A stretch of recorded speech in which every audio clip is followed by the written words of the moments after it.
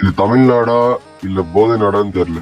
ஏன்னா 4 பசங்க சேர்ந்து ஒரு நார்த் இந்தியன் பையன் கஞ்சா போதையில வெட்டியிருக்கானுங்க. இவனுக்கு கஞ்சா எங்க கிடைக்குது அப்படிங்கிற மேட்டருக்குள்ள நம்ம போவேனா, இது தடுக்காம போலீஸ் என்ன பண்ணிட்டு இருந்தாங்க. இந்த தமிழ்நாட்டு சிஎம் வந்து போதையுள்ள தமிழக சொன்னாங்க. ஆனா அவங்க இது வரைக்குமே செய்யல. அவங்க அப்படி செய்யாம விட்டதுனால இன்னைக்கு ஒருத்தனை வெட்டுற நிலைமைக்கு போயிருக்காங்க. இவங்க எதை பார்த்து இன்ஃபுளுன்ஸ் ஆறாங்க அப்படின்னு பாத்தீங்கன்னா மூவிஸால தான். அதுக்கு மூவிஸ் தான் காரணம்னு சொல்ல முடியாது, மூவிஸும் ஒரு காரணம். ஏன் அப்படி சொல்றேன்னா, இவங்க பார்க்கும்போது அவங்களுக்கு ஈஸியா அது ரீச் படத்துல இப்படி பண்றாங்க, நாம ட்ரை பண்ணலாம் அப்படிங்கிற ஒரு மைண்டுக்கு அவங்க தள்ளப்படுறாங்க. அது மூவிஸ்ல நிறைய நல்ல விஷயமும் இருக்கு. ஆனா அவங்க அந்த ஏஜுக்கு எது வேணாம்னு சொல்றோமோ அதுதான் அவங்க விரும்பி செய்வாங்க.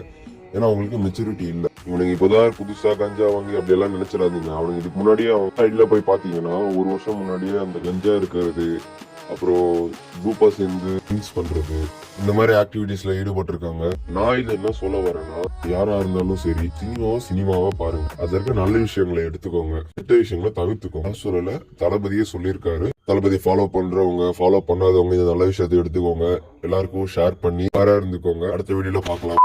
இந்த போதை பொருட்களுடைய இந்த பயன்பாடு அதெல்லாம் வந்து முக்கியமாக யங்ஸ்டர்ஸ் மத்தியில் ரொம்பவே அதிகமாயிருச்சு. ஒரு பெற்றோர்ன்ற முறையில், ஒரு அரசியல் இயக்கத்துக்கு தலைவர்ன்ற முறையில் எனக்குமே ரொம்ப அச்சமாக தான் இருக்குது. சொல்லலாம் இப்போ வந்து இந்த போதை பொருட்கள்லாம் இதெல்லாம் கண்ட்ரோல் பண்ணுறது அரசோட கடமை.